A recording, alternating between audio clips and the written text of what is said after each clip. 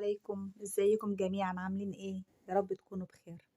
حبيت افاجئ ولادي بحاجه حلوه بمناسبه الكريسماس، فعملت لهم القشطوطه. يعني عملت فيها شويه افتكاسات كده مختلفه شويه عن القشطوطه المعروفه، بالمكونات المتاحه مع عندي في البيت. ان شاء الله تعجبكم. تابعوا معايا الخطوات، ويا ريت اللي معدي من قدام الفيديو يعمل لايك ويشترك في القناه ويشجعنا بتعليق حلو كده. ويلا بينا نبتدي.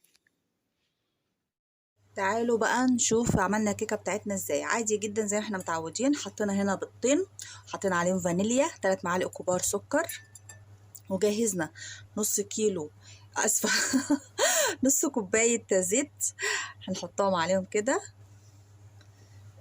وكوبايه لبن، كوبايه ونص. تمام. وهنجيب طبعا الحاجه المهمه جدا اللي مش هننساها، اللي هي معلقه الخل، قيمه الغطا كده. تمام.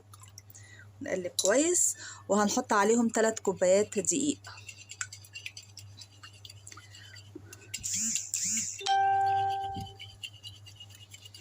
طبعا اول ما بنقول بسم الله الرحمن الرحيم ونشتغل في الكيكه، بنكون مشغلين الفرن وعلى درجه حراره 200، ونكون مجهزين الصينيه قطرها 24 سنتي، ودهنينها كويس جدا. هنا زيت كويس جدا الاحرف بتاعتها وكله. وبعدين ننزل عليهم بكوبايتين ونص دقيق. تمام. الدقيق بتاعنا نزلنا عليه بباكو بيكنج باودر. نقلب بقى بالراحه كده، ننسى. حاسه ان هي عايزه لبن تاني نزودها لبن، مفيش مشكله. ببيضتين كفايه قوي هيظبطوا لك الكيكه.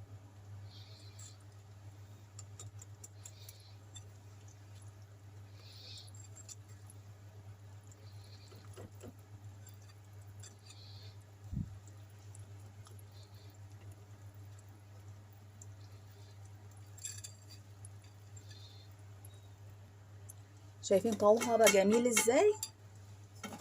نظبط بقى الصينيه بتاعتنا. تمام.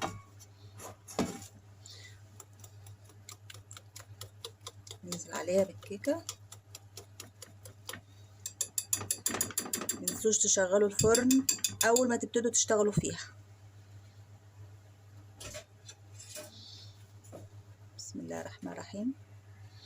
نص الكيكه كده في نص الصينيه، ما نخليش العجين يجي على حرف الصينيه عشان ما يقرمش وينشف.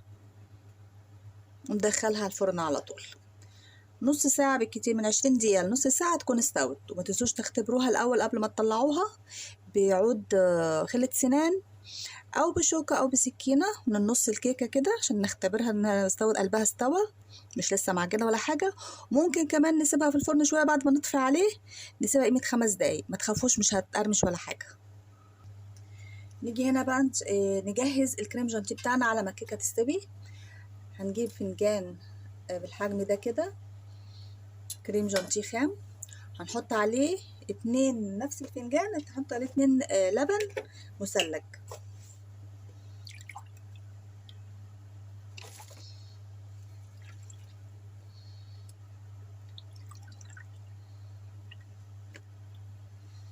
تمام.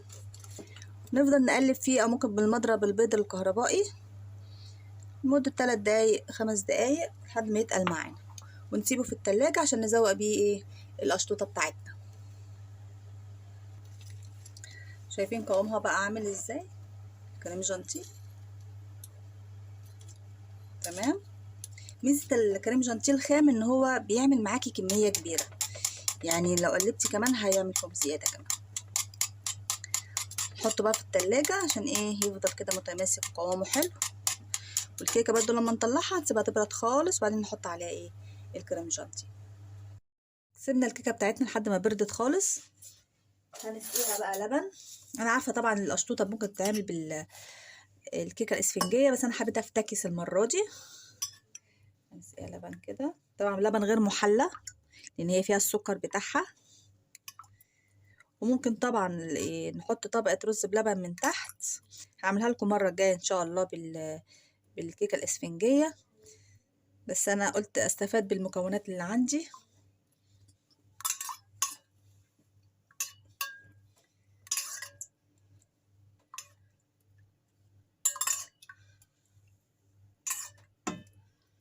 تمام. بشوية باللبن بتاعها.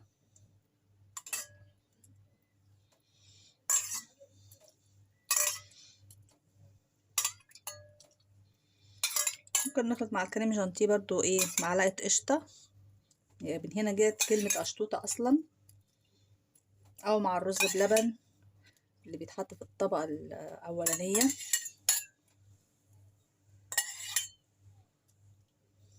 تمام. نيجي بقى الكريم جانتيه بتاعنا، بسم الله الرحمن الرحيم. طبقة حلوة كده. طبعا انا الكيكة قسمتها من النص طبقتين، طبقة هنا وطبقة هنا، عشان هعمل واحدة بالفراولة وواحدة ايه بالمانجا. طبعا نحط زي ما احنا عايزين بقى، مكسرات، صوص شوكولاتة، زي ما احنا عايزين. تساوي كده، نفردها. فردنا الكريم جانتيه وبعدين ايه حطينا زوقناها واحدة بالمانجا وواحدة بالفراولة. هنقطعها بقى ونقدمها مع بعض.